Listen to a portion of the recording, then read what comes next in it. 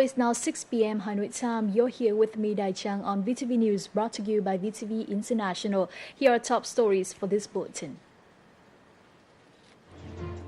Extension of stay may be granted to international tourists. And let's examine untapped potentials for tourism in Côn Island. The government office has announced the results of a meeting chaired by Deputy Prime Minister Vũ Đức Đam regarding difficulties issuing visas to tourists. Đam asked the Ministry of Public Security to work with the Ministry of Culture, Sport and Tourism and related agencies to consider temporary extensions for tourists from countries eligible for a visa exemption to Vietnam. The conditions are that these visitors must be guaranteed by travel agencies and have return air tickets booked. The length of the extension will depend on the tour programs, but cannot exceed 15 days, and visitors can only be granted a temporary extension of stay once. According to the Department of Price Management under the Ministry of Finance, Vietnam's Consumer Price Index, or CPI, is expected to remain stable this month. Among the goods group, 2 indices are forecasted to increase, including sugar and petrol. There is a gradual increase in prices of rice, while fresh foods price still remain the same. Fertilizer, livestock, food, and building materials may remain stable in prices.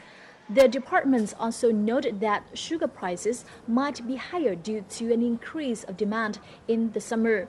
It's expected that global petrol prices will remain stable in May. However, petrol prices continue to fluctuate and are likely to increase. In recent years, farmers in Củ Chi District, Ho Chi Minh City have successfully accessed preferential loans, which have helped them expand operation, acquired advanced technology and increase their profits. In the current situation where agricultural land is being narrowed down, restructuring the sector is an imperative issue. Having started off raising catfish, Khu Minh Hưng has invested in other kinds of high-value fish, including cloud-9 fish and frogs. With financing from banks, Hưng has applied advanced technology on fish food cell production, which has cut half of its input costs. At first, I took a loan out of only $4,600, but after the government issued preferential policies for agriculture, I increased the loan to $450,000. Thanks to this investment, our farm's profits has witnessed significant growth of 60% month on month.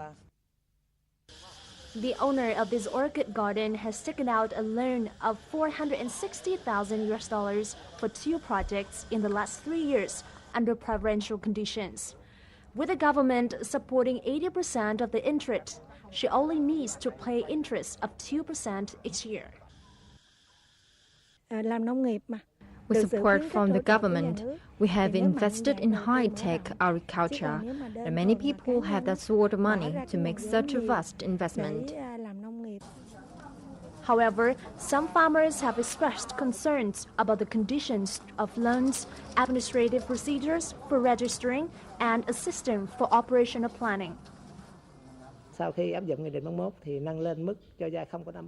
Without collateral, we can offer loans of up to over $9,000 for each business with a business license, and up to $23,000 for people with farming licenses.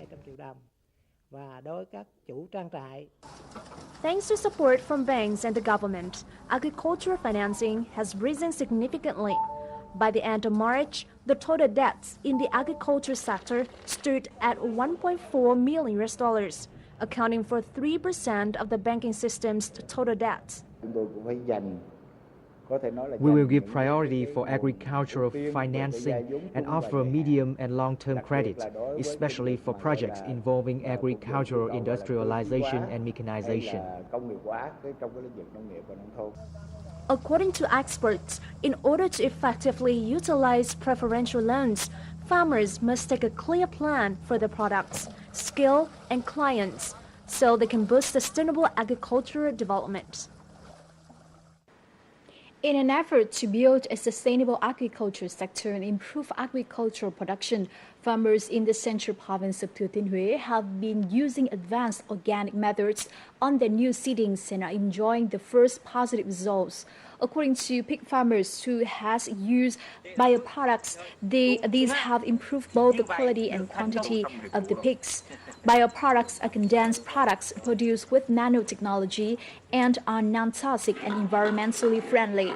Replacing antibiotics with bioproducts for cultivation and husbandry is a good solution to create a safe, high-quality and environmentally friendly source of food and vegetables.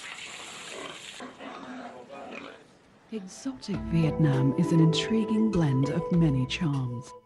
This land is where all manner of stunning landscapes await like a visual feast, rivaled only by the beauty of its people and their abundantly rich tradition and culture. Here is where you can relive the past in richest color or live it up in the bright lights of the big city. With so much more to offer, Vietnam is simply unforgettable. You are tuning into VTV News. Now, a working group from the Ministry of Education and Training has been paying a visit and presenting gifts to teachers and students at 3 schools in Lũng Cú Commune, Đông Văn District, and an ethnic boarding school in Yên Minh District, Hà Giang Province. The visits aim to emphasize the importance of improving teaching in the province, as well as investing in infrastructure and equipment. Libraries and computers have been given to schools in Hà Giang Province, and teaching equipment has been donated to the Community Study Center in Lũng Cú Commune. Now, Cồn Cỏ Island in the central province of Quảng Trị has huge potential for tourism, and developing its marine tourism services is a top priority for this island district. In order to take full advantage of the natural conditions on Cồn Cỏ Island, effective development policies from local authorities are necessary. The following report takes a closer look. The majority of Cồn Cỏ Islands is covered in forest and has a temperate climate. The island is a diverse ecosystem inhabited by both terrestrials and underwater creatures. Scattered around the islands are a number of beautiful beaches which have hardly been touched by humans. Cồn Cỏ Island has a strategic role in the country's sea development. The demand for tourism services on the island is increasing quickly. Even though we have not officially opened tours here, Cồn Cỏ Island still receives hundreds of visitors every year. However, as an offshore island, tourism investment on Cồn Cỏ may cost twice as much as on the mainland. Traveling to the island also becomes a challenge during the stormy season. Currently, the island still lacks electricity and water supplies, and local authorities have yet to issue preferential policy or marketing strategies to attract investment. We are developing Cồn Cỏ into an island of cultural tourism. We're glad that the island's economic conditions are improving. There are more and more jobs here. We will focus on developing infrastructure for tourism, with electricity being the top priority. Developing connections between the island and the mainland is also important. These are the two vital tasks. Together with Cửa Việt and Cửa Tung beaches, Cồn Cỏ Islands will help create a triangle of tourism development in Quảng Trị province that is located along the east-west economic corridor. The problem is how to guide development on the island in a sustainable way. In the town of Montreal, a suburb of Paris, lies a museum that displays exhibits and materials of late President Ho Chi Minh's activities in France. This museum shows the French people's compassion for Vietnam and reverence for President Ho Chi Minh, Vietnam's greatest leader in the 20th century. Let's take a look in the following report. In 1998, due to its deteriorating condition, authorities in Paris decided to demolish the building at number 9 Compound Lane, where late President Ho Chi Minh lived from 1921 to 1923. The French Communist Party and the Vietnamese Embassy in France moved all the exhibits on the Vietnamese president to the town of Montreal, and since then, the museum has become a place where memories of Ho Chi Minh live on. The pictures of President Ho Chi Minh here remind me of Vietnam. In the past, my family and I took part in demonstration to protest against the American war in Vietnam. Vietnam is a heroic country that defeated the colonist regime to gain independence. I think Ho Chi Minh played a vital role in that struggle. In 2005, on the occasions of the 115th birthday of the Vietnamese president, people in Montreal inaugurated a statue of Ho Chi Minh in a park as a way to show their respect for him. In this park, the Montreal Museum of Living History reserves a room called Ho Chi Minh Space to preserve memories of the president. Vietnam always had a special place in the Montreal people's minds. In this park, we have organized 2 exhibitions on Vietnam and Ho Chi Minh.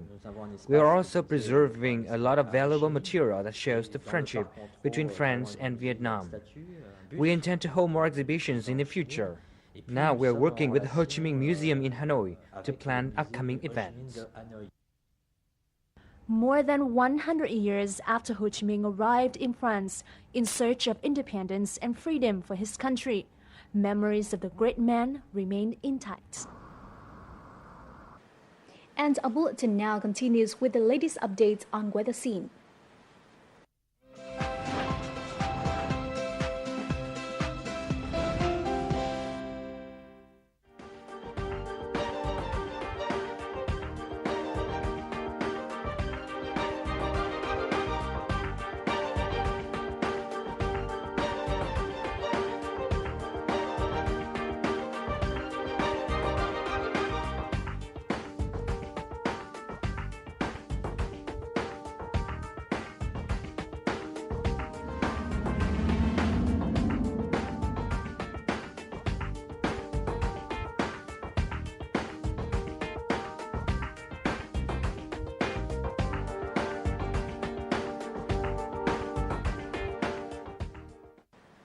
And that brings us to the end of our bulletin at this hour. Simply visit our websites at vtv4.vn or our YouTube channel at vtv4go for more news and updates. Thank you very much for tuning in, and we will be back soon.